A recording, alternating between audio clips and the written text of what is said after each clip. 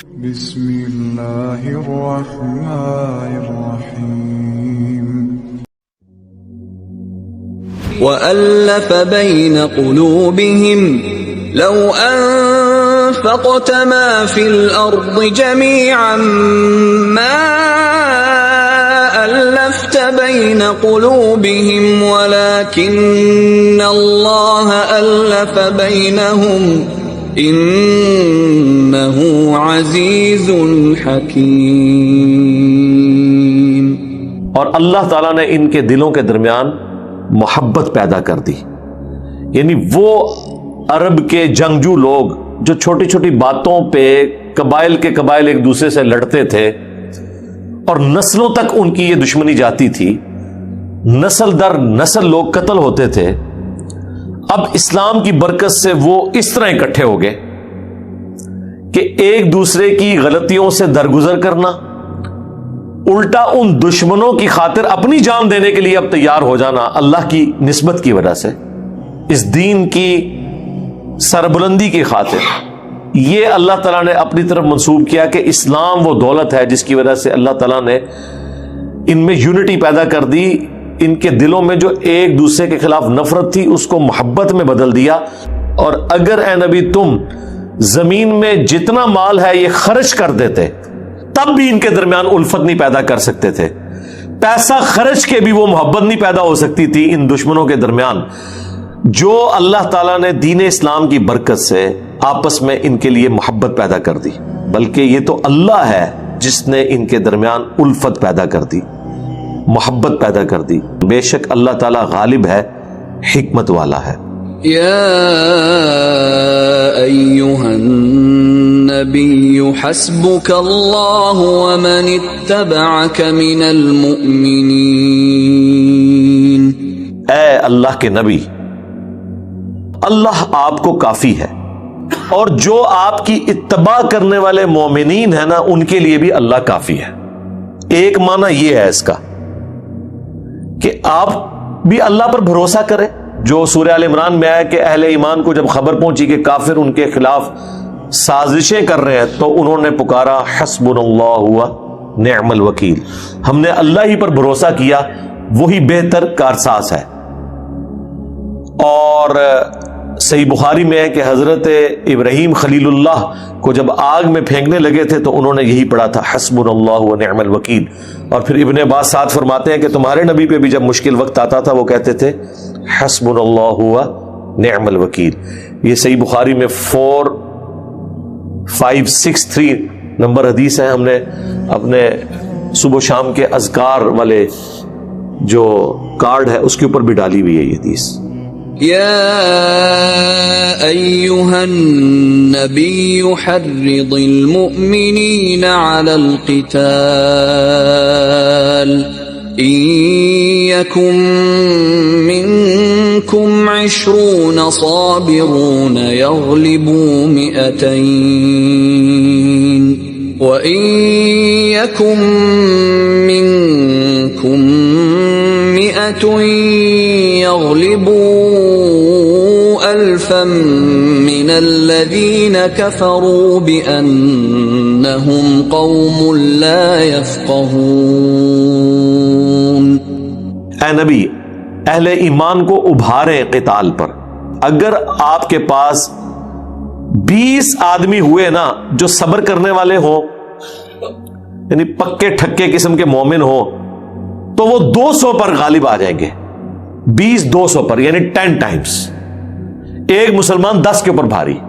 اور اگر 100 آدمی آپ کے ساتھ ہوئے صبر کرنے والے جانثار تو 1000 کے اوپر غالب آئیں گے، یعنی 1 اور 10 کی نسبت ہوگی، ایک مسلمان کا روب 10 کافروں کے اوپر ہوگا۔ یہ اللہ تعالیٰ نے نبی الاسلام کو ایک اسپیشل پروٹوکول دیا، یہ اس لیے کہ یہ جو آپ کے مخالفین ہیں نا یہ بے سمجھ لوگ ہیں، اور ظاہر بے سمجھ لوگ ہیں، ان کی موٹیویشن کا لیول وہ ہے ہی نہیں ہے جو اہل ایمان کا ہے، وہ زیادہ تر قبائلی تعصب میں لڑ رہے ہوں گے نا، دشمنی نمانے کے لیے لڑ رہے ہوں گے، لیکن آپ کے ساتھ جو میں نے بندے اٹیچ کیے نا وہ تو اپنی موت کے ساتھ ہمیشہ کی کامیابیاں دیکھ رہے ہیں، لہٰذا ان کا جو کانفیڈنس لیول ہے نا لڑنے کے لیے وہ بہت بڑا ہے ایز کمپیئر ٹو آپ کے مخالفین کا. الآن خفف اللہ عنکم وعلم ان فیکم ضعفا فإن یکم منکم مئة صابرة یغلبوا مئتین وإن یکم منکم ألف یغلبوا ألفين بإذن الله والله مع الصابرين. اے مسلمانوں، اللہ تعالیٰ نے اب اس معاملے میں اب جو صورتحال ہے وہ یہ ہے، اس میں تخفیف کی ہے، اور اللہ تعالیٰ نے یہ جانچا ہے کہ تمہارے اندر ضعف ہے. یعنی معاذ اللہ یہ نہیں ہے کہ جو سینئر مسلمان ہیں وہ ڈھیلے پڑ گئے، نہیں، اوور آل ریشو پروپورشن گر گیا. وہ تو 125 بندے ہجرت کر کے آئے تھے نا، اتنے ہی انصار مدینہ یا تھوڑے سے اس سے زیادہ تھے نا. باقی جو لوگ مسلمان ہو رہے ہیں ساتھ ساتھ، اگر اوور آل 1000 بندہ مسلمان ہے، اس میں جو سینئر ہیں وہ تو 200-250 لوگ ہیں، تو ریشو پروپورشن تو گر گیا. ہاں وہ 250 تو 2500 پہ غالب ہو سکتے ہیں، لیکن ان کے بارے میں کیا کہیں گے جو باقی کے 700 ہیں، ان کا لیول وہ نہیں ہے. اگر تم میں صبر کرنے والے 100 آدمی ہوئے تو وہ 200 پر غالب آئیں گے. یعنی وہ 1-10 کی نسبت گر کے 1-2 پہ رہ گئی ہے. آپ کو یہ شعر ہی سنا رہے ہیں، آج بھی ہو ابراہیم سا ایماں پیدا، آگ کر سکتی ہے انداز گلستان پیدا. سرکار یہ آگ نے جو انداز گلستان پیدا جس زمانے میں کرنا تھا، اس زمانے میں ہی یہ 1-10 کی نسبت 1-2 پہ آ گئی ہے. غزوہ بدر کے وقت کی بات ہو رہی ہے، مجھے بتائیں بعد کی تو آپ چھوڑ دیں. تو یہ نگاہیں مار کے کہاں سے یہ جنگیں کسی نے جیتنی تھی میرے بھائی؟ اللہ سے ڈر جائیں، یہ اتنا آسان معاملہ نہیں ہے. دنیا کو اللہ نے بقدر ایفرٹ چھوڑا ہوا ہے. ہاں تمہارے پاس اگر 1000 لوگ ہوئے نا صبر کرنے والے، تو وہ غالب آ جائیں گے اللہ کے اذن سے 2000 پر، اور اللہ تعالیٰ صبر کرنے والوں کے ساتھ ہے. ما كان لنبي أن يكون له أسرى حتى يثخن في الأرض تريدون عرض الدنيا والله يريد الآخرة والله عزيز حكيم. کسی نبی کے لیے یہ مناسب نہیں، بلکہ اس کا ترجمہ یوں بنے گا کہ نبی کے لیے یہ مناسب نہیں تھا کہ ان کے پاس جنگی قیدی ہوتے یہاں تک کہ زمین میں غلبہ حاصل نہ ہو جائے، یعنی عرب کی سرزمین میں.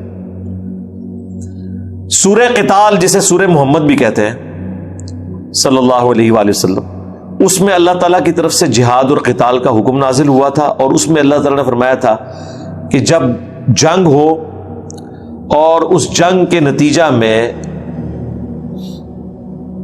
تمہارے پاس قیدی آئے تو پھر تمہاری مرضی ہے، چاہے تو انہیں قید رکھو، خواہ فدیہ لے کر چھوڑ دو.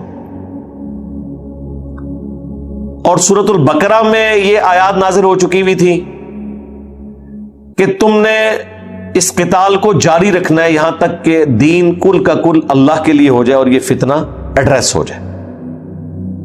اب یہ 2 طرح کی آیات موجود تھیں، اور ظاہر اللہ تعالیٰ نے یہ ایک آزمائش کے طور پر معاملہ رکھا تھا. نبی علیہ السلام نے غزوہ بدر میں یہ آبزرو کیا کہ 70 سردار ان کے قتل ہو گئے اور ان کی کمر ٹوٹ گئی ہے. تو پھر قیدیوں کو فدیہ لے کر چھوڑ دیا گیا. جن کے پاس فدیہ نہیں تھا، مسند احمد میں آتا ہے کہ ان کی ڈیوٹی لگائی گئی کہ وہ مسلمانوں کو لکھنا پڑھنا سکھا دیں، اس کے عوض انہیں چھوڑ دیا جائے گا. لیکن وہ چھوٹ کے پھر عہد میں آنے والے تھے. ظاہر علم غیب تو صرف اللہ کے پاس ہے، اللہ کو تو پتا تھا کہ یہ دوبارہ آ جائیں گے جن کو آپ چھوڑ رہے ہیں. ابھی تو فتنہ مکمل طور پر ختم نہیں ہوا. نبی علیہ السلام نے سورہ قتال جسے سورہ محمد بھی کہتے ہیں اس سے اجتہاد کیا تھا اور یہ سمجھ لیا کہ فتنہ ایڈریس ہو گیا. حالانکہ فتنہ ایڈریس نہیں ہوا تھا. وہ بیٹل آف بدر تو ختم ہوئی تھی، لیکن وار آف بدر تو ابھی ختم نہیں ہوئی تھی. وار تو وہ مسلسل چلی ہے فتح مکہ تک، بلکہ غزوہ حنین تک. بیٹل فیلڈز مختلف ہوئیں، بدر ہوئی، احد ہوئی، خندق ہوئی، اور پھر فتح مکہ اور پھر غزوہ حنین. یہ چھوٹی چھوٹی بیٹل فیلڈز تھیں لیکن جنگ مسلسل جاری تھی، حالت جنگ میں تو تھے، اسی لیے کہا گیا سفر میں ہو تو نماز میں بھی تخفیف کرو گے، اسلحہ بھی اپنے ساتھ رکھو، حالانکہ وہ جنگ نہیں ہو رہی تھی لیکن سفر میں بھی خطرہ ہوتا تھا کہ کوئی گوریلا وار کر کے کسی کو اس طریقے سے شہید نہ کر دے، تو مسلسل وہ جنگی کیفیت تھی۔ اگرچہ اس میں بیٹل فیلڈز جو ہیں وہ 2 ہجری کے اندر بدر ہوئی ہے، 3 میں احد ہوئی ہے، 5 کے اندر خندق ہوئی ہے، اور 6 میں صلح حدیبیہ ہوگی، 7 میں غزوہ خیبر، اور 8 میں فتح مکہ، اور 8 ہی میں غزوہ حنین بھی ہوئی، اور 9 میں غزوہ تبوک، وہ تو رومن امپائر کے خلاف تھی۔ تو نبی علیہ السلام نے اجتہاد یہ کیا کہ ٹھیک ہے ان قیدیوں کو چھوڑ دیا جائے، تو اللہ تعالیٰ کو اجتہاد پسند نہیں ہے، اس کی ریمیڈی فرما دی، کیا تم دنیا کا سامان چاہتے ہو جبکہ اللہ نے تو آپ کے لیے آخرت کا سامان رکھا ہے اہل ایمان کے لیے، اور اللہ تعالیٰ غالب ہے، حکمت والا ہے۔ لولا کتاب من اللہ سبق لمسکم فیما اخذتم عذاب عظیم۔ اگر کتاب اللہ میں پہلے یہ حکم نازل نہ ہوا ہوتا، کون سا؟ سورہ محمد، سورہ قتال والا، جس کی وجہ سے نبی علیہ السلام نے اجتہاد کیا، تو یہ جو فدیہ لے کر آپ نے غزوہ بدر کے قیدیوں کو چھوڑ دیا تو بہت بڑا عذاب دیا جاتا تم لوگوں کو اس عمل کے سبب کہ یہ اتنی بڑی نافرمانی ہوئی ہے، لیکن اس کو اجتہادی خطا کے طور پر ایکسپٹ کر لیا گیا۔ اور یہاں پہ پیر کرم شاہ صاحب نے بھی یعنی ترجمے میں لکھا ہے اجتہادی خطا، یہاں تو یہ بزرگوں کی خطا ماننے کے لیے تیار نہیں ہوتے ہیں۔ انبیاء کرام کو جو ہم معصوم مانتے ہیں تو اس کا یہ مطلب نہیں ہے کہ انبیاء سے لغزش یا اجتہادی خطا نہیں ہوگی۔ معصوم یہ ہے کہ اگر بحیثیت انسان وہ کبھی اجتہادی خطا کر بیٹھے، گناہ نہیں، تو اللہ تعالیٰ اس کی ریمیڈی فرما دیتا ہے۔ At the end of the day نبی کے سارے احکامات اللہ کی پروٹیکشن میں ہیں، لیکن نبی کے بعد امت کی دعویٰ نہیں کر سکتی سوائے ایک مسئلے کے کہ اجماع امت ہو جائے، اس پہ تو اللہ کا ہاتھ ہوگا۔ وہ المستدرک للحاکم میں حدیث ہے، اور المعجم الکبیر طبرانی میں کہ جماعت پہ اللہ کا ہاتھ ہے۔ باقی کوئی حکمران فیصلہ کرے، چند لوگ مل کے فیصلہ کریں، وہ صحیح بھی ہو سکتا ہے، غلط بھی ہو سکتا ہے، کیونکہ وحی کے ذریعے تو تائید حاصل نہیں ہو رہی۔ تو یہ اس اجتہادی خطا کی ریمیڈی کر دی گئی کہ آندہ اب آپ نے ایسا نہیں کرنا، اب اس جنگ کو آگے لے کے چلنا ہے۔ فَكُلُوا مِمَّا غَنِمْتُمْ حَلَالًا طَيِّبًا وَاتَّقُوا اللَّهَ إِنَّ اللَّهَ غَفُورٌ رَحِيمٌ۔ ہاں، اب جو غنیمت کا مال تم نے لے لیا ہے اس میں، اور اس طریقے سے قیدی چھوڑ کر جو فدیہ لیا ہے وہ حلال ہے، یہ نہیں ہے کہ اب مطلب وہ حرام ہو گیا۔ ظاہر ہے اب اللہ تعالیٰ جب چاہے کسی معاملے میں اپنا حکم اٹھا لے کہ غلطی ہوئی ہے لیکن اللہ نے معاف کر دیا ہے، اب وہ جو تم نے فدیہ بھی لیا وہ بھی تمہارے لیے حلال ہے۔ اسی کانٹیکسٹ میں بخاری مسلم میں حدیث ہے جو حضرت عمر کہتے ہیں میں نے 3 موقعوں پر اپنے رب کی موافقت کی، ایک غزوہ بدر کے قیدیوں کے معاملے میں، اور اسی طریقے سے امہات المومنین کے پردے کے معاملے میں مشورہ دیا تھا، اور تحویل قبلہ کے حوالے سے جو مقام ابراہیم کو مصلی بنایا جائے تاکہ دوسرے قبلے کی طرف رخ نہ ہو، کیونکہ نبی علیہ السلام مستجاب پہ کھڑے ہوتے تھے، تو حضرت عمر نے مشورہ دیا کہ آپ مقام ابراہیم پہ کھڑے ہوں تاکہ اسٹیبلش ہو جائے کہ تحویل قبلہ ہو چکی ہے۔ مستجاب وہ دیوار ہے جو حتیم کی اپوزٹ سائڈ پہ، اگر وہاں پہ امام کھڑا ہو تو دونوں قبلوں کی طرف ہوتا ہے، تو ظاہر ہے وہ تو مکمل طور پہ انشور کرنا ہے تو وہ جگہ پھر چھوڑنی پڑے گی۔ تو پھر اللہ تعالیٰ نے بھی حکم دیا کہ ٹھیک ہے وَاتَّخِذُوا مِن مَقَامِ إِبْرَاهِيمَ مُصَلًّى، جہاں ابراہیم علیہ السلام کی وہ نشانی ہے آپ وہاں پہ کھڑے ہو۔ اب نبی علیہ السلام پھر وہاں پہ کھڑے ہوتے تھے، اور پھر تو ظاہر ہے کہ وہ قبلہ اول آپ کی رائٹ سائڈ پہ آ گیا۔ تو یہ 3 مواقع تھے، اور مسلم شریف میں ایک چوتھا موقع یہ غزوہ بدر کے قیدیوں اور تحویل قبلہ، اور اس کے ساتھ جو ہے وہ منافقین کے جنازے کے حوالے سے ملتا ہے کہ حضرت عمر نے اس وقت مشورہ دیا، اور بعد میں پھر آیات بھی نازل ہوئی کہ آندہ نہ آپ نے کسی منافق کا جنازہ پڑھنا ہے، نہ کسی کی قبر کے اوپر کھڑے ہونا ہے۔ اور اس پہ حضرت عمر یہ نہیں کہہ رہے کہ میرے رب نے میری موافقت کی، انہوں نے کہا کہ میں نے اپنے رب کی موافقت کی، یعنی میرے دل میں جو خیال آیا یا جو میں نے ایک مشورہ دیا وہ اللہ تعالیٰ نے اس مشورے کو پسند فرما لیا، اور اس کے مطابق جو ہے وہ حکم نازل ہو گیا۔ اور یہ حضرت عمر کے علاوہ بھی اور لوگوں سے ہوا ہے. جو ابو داؤد میں ایک صحابی کو خواب میں اذان جو ہے وہ سنوائی گئی تھی، اور ابھی صحابہ اکرام اور نبی اسلام کا مشورہ جاری تھا کہ ہم نماز کے لیے کس طرح لوگوں کو بلائیں. کسی نے کہا کہ کوئی بیل بجائی جائے، کسی نے کہا اناؤنسمنٹ کی جائے. تو ایک صحابی نے کہا یا رسول اللہ میں نے خواب دیکھا ہے کہ یوں الفاظ ہے اس میں.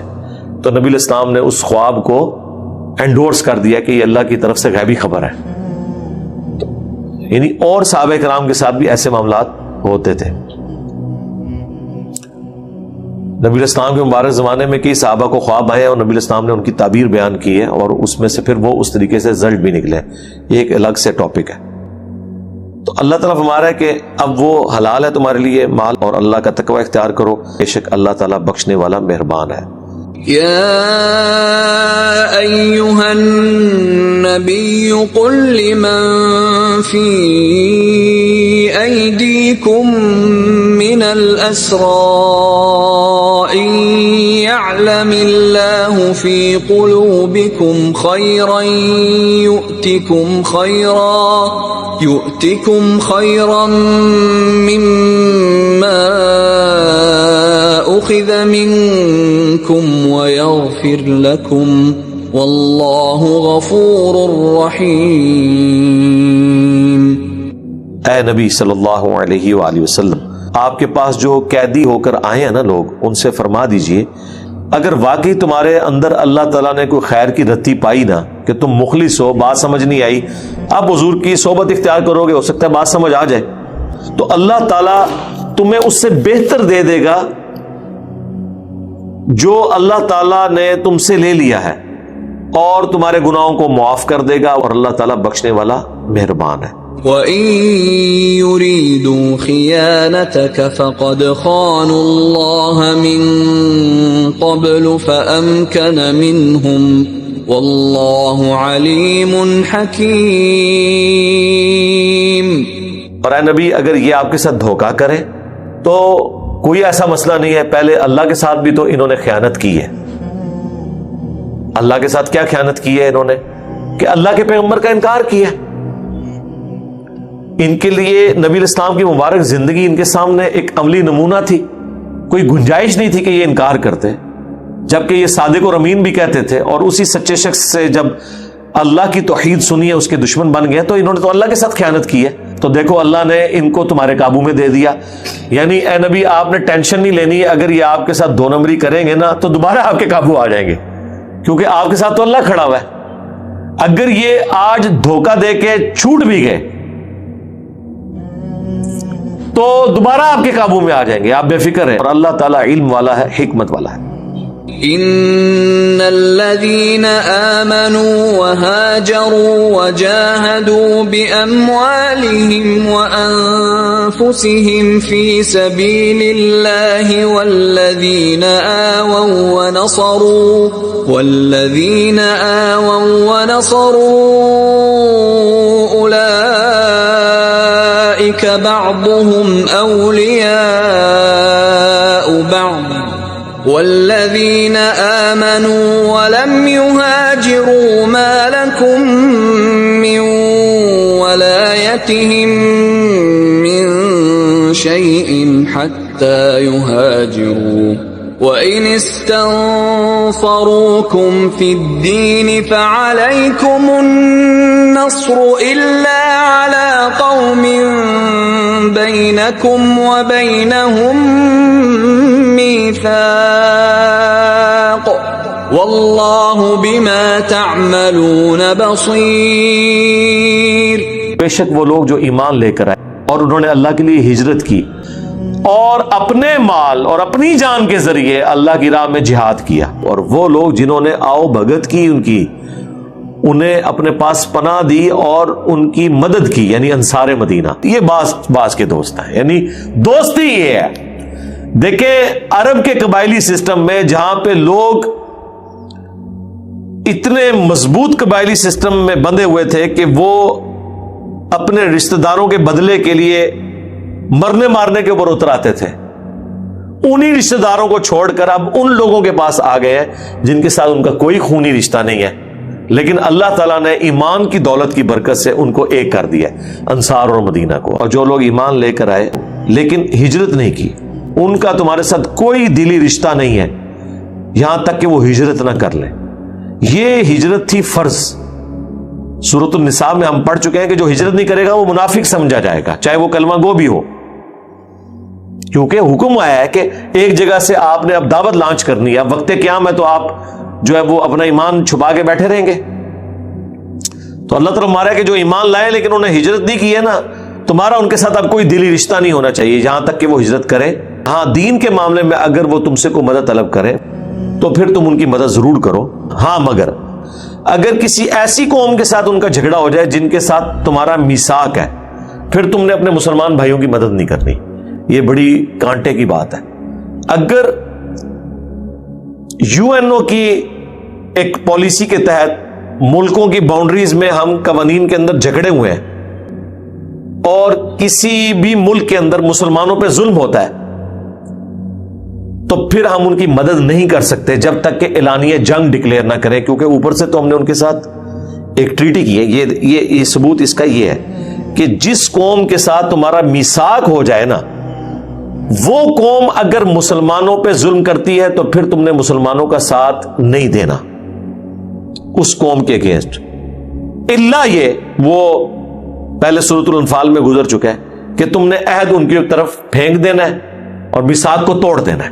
ظاہر ہے میثاق تو توڑنا، پھر ظاہر ہے کہ میثاق میں تو آپ کے بھی بینیفٹس جڑے ہوئے ہیں. یہ نہیں ہو سکتا کہ آپ ایک میثاق میں بھی بندھے ہوئے ہیں اور آپ گریلا وار بھی کریں. اس لیے مولانا مودودی نے مخالفت کی تھی 1948 میں کہ پاکستان کو اپنی فوجیں کشمیر میں داخل نہیں کرنی چاہیے. یہ وجہ نہیں تھی کہ وہ کہتے تھے کہ جہاد نہ کرے، وہ کہتے تھے آپ اوپنلی جنگ ڈکلیئر کریں. یہ نہیں ہے کہ اوپر سے آپ بندھے ہوئے ہیں اقوام متحدہ کی قراردادوں کے اور اندر خانے آپ نے گریلا وار شروع کی ہوئی ہے. اور وہ گریلا وار دیکھ لے پاکستان کے گاٹے کیسے فٹ ہوئی ہے. آج FATF ہے. ایک زمانہ تھا جو چیز ہماری پالیسی تھی، آج وہ خود ہم مان رہے کہ ہمارا جرم عظیم ہے اور ہم آئندہ نہیں کریں گے. تو پیڑے کما دے پیڑے نتیجے. تو قرآن و سنت کی روشنی میں تو وہ اس وقت بھی غلط تھا. اللہ کے فضل سے جو میری پہلی تفسیر ریکارڈ ہوئی تھی اس وقت تک گورنمنٹ پالیسی وہی تھی، اور میں نے اس وقت بھی کہا تھا یہ غلط ہو رہا ہے جو کچھ ہو رہا ہے. کشمیر میں پاکستان کی طرف سے مجاہدین نہیں جانے چاہیے. اس وقت نیا وہاں سے انہوں نے بلوچستان کے اندر اپنے گریلا وار لانچ کر دی تھی انڈیا نے. تو ہماری تو ختم ہو گئی ہے، ان کی ابھی تک جاری ہے. تو آپ دیکھ لیں اس کا غلط رزلٹ نکلا نا. تو اللہ تعالیٰ ہمارا جس قوم کے ساتھ تمہارا میثاق ہے، پھر وہاں پہ اگر مسلمانوں پہ ظلم ہوتا ہے تم نے پھر ان مسلمانوں کی مدد نہیں کرنی بلکہ عہد کی پاسداری کرنی ہے. اور اگر ان کی مدد کرنی ہے پھر تمہیں پہلے اعلانیہ عہد توڑنا پڑے گا. پھر اعلانیہ عہد توڑنے میں یہ نہ ہو کہ 4 بندوں کو بچاتے ہوئے 4 کروڑ لوگوں کی زندگی آپ سٹیک پہ لگا دیں. یہی ہماری جہادی تنظیمیں کرتی رہی ہیں نا، وہاں کام ڈال کے آتی رہی ہیں اور یہ گریلا وار کر کے باہر آ جاتے تھے. وہاں ہزاروں مسلمانوں کی زندگی مشکل میں تھے. وہ تو ہم سے پوچھے نا، آپ وہاں کے کشمیر کے لوگ ان مجاہدین کے لیے کتنی دعائیں کرتے ہیں انورٹڈ کاماز میں. تو یہ کہنا آسان ہے. 22 کروڑ عوام کی لائف تو آپ سٹیک پہ نہیں لگا سکتے 22 لاکھ کے لیے بھی. تو یہ دیکھ لیں قرآن بالکل عقل کے مطابق چل رہا ہے کہ جو واقعی سمجھ آنے والی بات ہے. اور اللہ تعالیٰ دیکھ رہا ہے جو کچھ تم کر رہے ہو. والذین کفروا بعضهم اولیاء بعض الا تفعلوه تکن فتنة فی الارض وفساد کبیر. اور جنہوں نے کفر اختیار کیا وہ بعض کے دشمن دوست ہیں. یعنی جس طرح مسلمان آپس میں دوست ہیں، اس طریقے سے کافر بھی اپنی کاز کے اندر بعض کے دوست ہیں. اگر اے مسلمانوں تم ان احکامات پر عمل نہیں کرو گے تو ملک میں فتنہ برپا ہو جائے گا اور بڑا فساد پھیل جائے گا. والذین آمنوا وهاجروا وجاهدوا في سبيل الله والذین آووا ونصروا أولئك أولئك هم المؤمنون حقا لهم مغفرة ورزق کریم. اور وہ لوگ جو ایمان لے کر آئے اور ہجرت کی اور اللہ کی راہ میں کوشش کی اور جنہوں نے ان کی آؤ بھگت کی، ان کو ریسیو کیا اور ان کی مدد کی، تو ایسے لوگ ہیں حقیقتاً مسلمان، جو سورۃ الانفال کے سٹارٹ میں آیا تھا. اب یہ کنکلوژن بھی اسی طرف ہو رہی ہے کہ سچا کٹر مسلمان وہ ہے جو اپنی جان اور اپنے مال کے ذریعے مدد کرے، یا پھر وہ مسلمان کہ جو یہ کام کر رہے ہیں ان کی مدد کرنے والے ہیں. ان کے لیے مغفرت ہے اور باعزت روزی ہے اللہ کے ہاں، یعنی جنت کی ہمیشہ کی نعمتیں ان کا مقدر ہونے والی ہیں. والذین آمنوا من بعد وهاجروا وجاهدوا معكم فأولئك منكم وَأُولُو الْأَرْحَامِ بَعْضُهُمْ أَوْلَى بِبَعْضٍ فِي كِتَابِ اللَّهِ إِنَّ اللَّهَ بِكُلِّ شَيْءٍ عَلِيمٌ. اور جو ایمان لائے ان کے بعد اور انہیں بعد میں وہ بھی ہجرت کر لیں اور ان کے ساتھ جہاد میں شریک ہوں تو پس وہ لوگ بھی ان میں شمار کیے جائیں گے. البتہ جو رشتہ داری والا معاملہ ہے وہ ایک دوسرے کے زیادہ حقدار ہیں اللہ کے حکم کے مطابق. بے شک اللہ تعالی ہر چیز کو خوب جاننے والا ہے. بس اس کے اوپر کنکلوژن اس لیے ہوئی ہے کہ یہ جتنے بھی شریعت کے احکامات ہیں ان کے اوپر چیک اللہ کی ذات ہے. اللہ کے علم میں ہے کس نے جو ہے وہ اللہ کے احکامات کی پیروی کی ہے اور کس نے معاشرے کی شرمندگی کی وجہ سے اللہ کے احکامات کو توڑ دیا اور اپنی مرضی سے اپنے معاملات کو لے کے چلا. یہ دنیا میں تو کوئی لبادہ اوڑھ سکتا ہے، آخرت میں اللہ تعالیٰ نے تو فیصلے کرنے ہیں دلوں کے اوپر. جو مسلم شریف حدیث ہے، اللہ تعالیٰ تمہاری شکلوں اور مال کو نہیں دیکھتا، دلوں اور اعمال کو دیکھتا ہے، اور ہر چیز اللہ تعالیٰ کے علم میں. ایون آپ دیکھ لیں فرشتے کتنی نیکیاں لکھیں گے.